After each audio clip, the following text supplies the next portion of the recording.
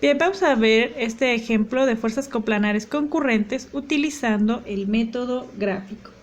Entonces nos dicen que hay dos fuerzas, una fuerza 1 de 200 newtons que actúa a 30 grados de la vertical y una fuerza F2 de 260 newtons que tiene una proporción de 5 a 12 entre su desplazamiento vertical y horizontal. Entonces, en este caso no tenemos el ángulo de inclinación, pero lo podemos obtener utilizando una función trigonométrica regular.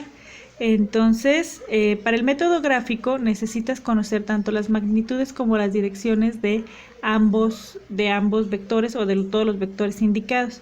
Como primer paso, vamos a calcular el ángulo de la fuerza F2. Entonces, puedes calcular este o el que sea.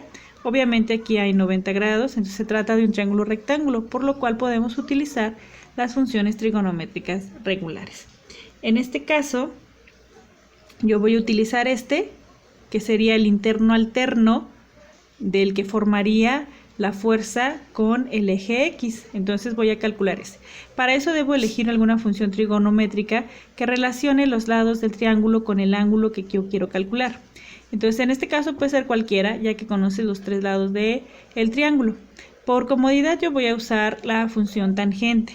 ¿Sí? La función tangente de cualquier ángulo es igual al cateto opuesto entre el cateto adyacente. Para este ángulo su cateto opuesto vendrían siendo 5 y su cateto adyacente 12.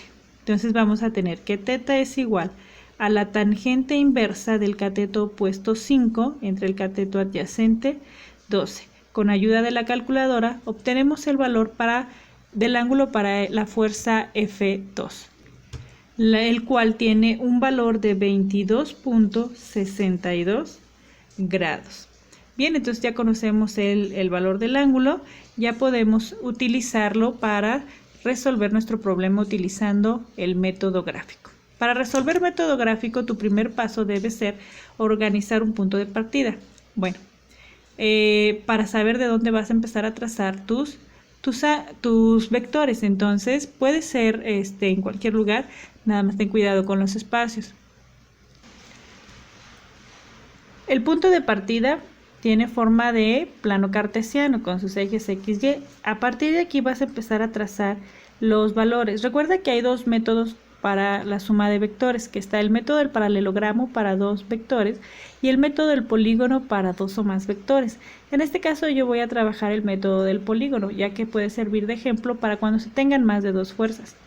Entonces, también es importante que elijas una escala para dibujar tus vectores. En este caso yo tengo fuerzas de 200 newtons y 260 newtons. Puedo hacer que un centímetro equivalga a a 100 newtons, pero en este caso, por motivos de comodidad, voy a hacer que un centímetro equivalga a 50 newtons. Entonces esto será en centímetros y este será en newtons. Un centímetro, tenía que estar de este lado, un centímetro debe valer 50 newtons o valdrá 50 newtons. Esta será mi escala.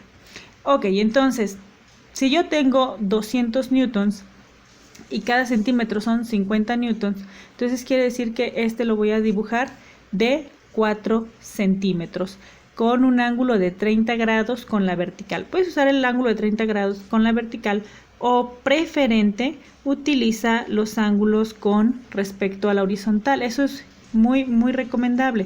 Si tiene 30 grados con respecto a la vertical, significa que tiene 60 grados con respecto a la horizontal. Entonces, desde mi punto de partida, yo voy a colocar mi transportador y voy a medir los 60 grados para poder trazar mi F1. Una vez marcados los 30 grados con respecto a la vertical o los 60 grados con respecto a la horizontal, esta sería la línea de acción de la fuerza. Sobre esta línea de acción de la fuerza yo voy a marcar mis 4 centímetros que equivalen a los 200 newtons de la fuerza 1. Es muy importante que tengas mucho cuidado al medir y trazar tus fuerzas, ya que dependiendo del cuidado que le pongas y la exactitud con la que midas, tu problema se acercará más al valor verdadero de la solución del problema. Bien, una vez que ya trazaste la fuerza 1, en el final de la fuerza 1 vamos a trazar otro punto de partida. Este punto de partida me va a servir para trazar la fuerza 2 de 260 newtons con un ángulo de inclinación de 22.62 grados medidos en sentido de las manecillas del reloj. Entonces, donde acabó la primera fuerza, ahí voy a colocar mi transportador para medir los 22.62. Como es un ángulo negativo, voy a poner mi transportador de cabeza. De este modo podré medir esos 22.62 en este sentido. Recuerda que la fuerza 2 va hacia abajo, entonces debo medir en esta dirección. Bien, ya tengo medidos mis 22.62 en sentido de las manecillas del reloj y esta sería la línea de acción de la fuerza. Sobre esta línea debo trazar los newtons correspondientes. En este caso tenemos 260 newtons. Como cada centímetro equivale a 50 newtons, quiere decir que debo trazar 5.2 centímetros. Una vez trazada la fuerza 2, es tiempo de trazar la resultante.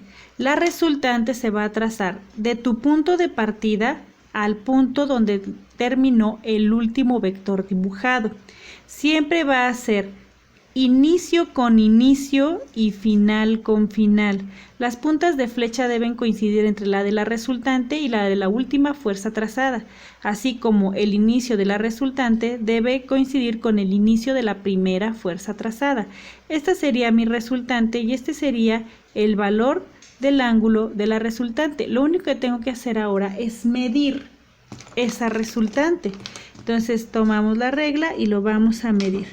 Esto mide 3.1 centímetros y recuerda que como cada centímetro son 50 newtons, quiere decir que esto equivale a 150.5 newtons. Bien, entonces habíamos quedado que nuestra resultante era de 155 newtons con un ángulo de inclinación entonces vamos a tomar nuestro transportador y vamos a medir la inclinación de la resultante. 28 grados. Ok, entonces esto resuelve nuestro problema. Resultante 155 newtons, ángulo de inclinación 28 grados. Eso quiere decir que estas dos fuerzas que están actuando en sentidos y direcciones diferentes, con magnitudes diferentes, pueden ser sustituidas por una única fuerza que tiene una magnitud de 155 newtons a un ángulo de 28 grados y provocará el mismo efecto que esas dos fuerzas.